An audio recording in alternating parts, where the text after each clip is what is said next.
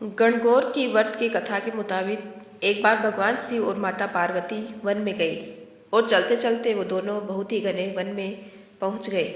तब माता पार्वती ने भगवान शिव से कहा कि हे भगवान, मुझे प्यास लगी है। इस पर भगवान शिव ने कहा कि देवी देखो, उस ओर पक्षी उड़ रहे हैं, उस स्थान पे अवश्य ही जल मौजूद होगा। पार्वती जी वहां गई। उस जगह पर एक नदी बह रही थी। पार्वती जी ने पानी की अंजलि भरी तो उनके हाथ में धूप का गुच्छा आ गया।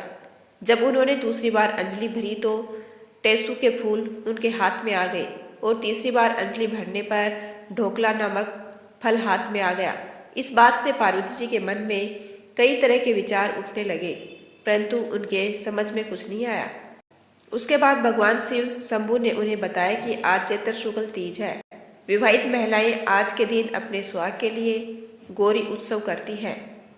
गौरी जी को चढ़ाए गए धूप, फूल और अन्य सामग्री नदी में बहकर आ रहे थे। इस पर पार्वती जी ने विनती की कि हे स्वामी, 2 दिन के लिए आप मेरे माता पिता का नगर बनवा दें, जिससे सारी स्त्रियां वहीं आकर गणगौर के व्रत को करें और मैं खुद ही उनके सुहाग की रक्षा का आशीर्वाद दूं। भगवान शंकर ने ऐसा ही किया। थोड़ी देर में ही बहुत सी स्त्रियों का एक दल आया तो पार्वती जी को चिंता हुई और वो महादेव जी से कहने लगी, हे प्रभु, मैं तो पहले ही उन्हें वरदान दे चुकी हूँ, अब आप अपनी ओर से सौभाग्य का वरदान दें। पार्वती जी के कहने पर भगवान शिव ने उन सभी स्त्रियों को सौभाग्यवती रहने का वरदान दिया।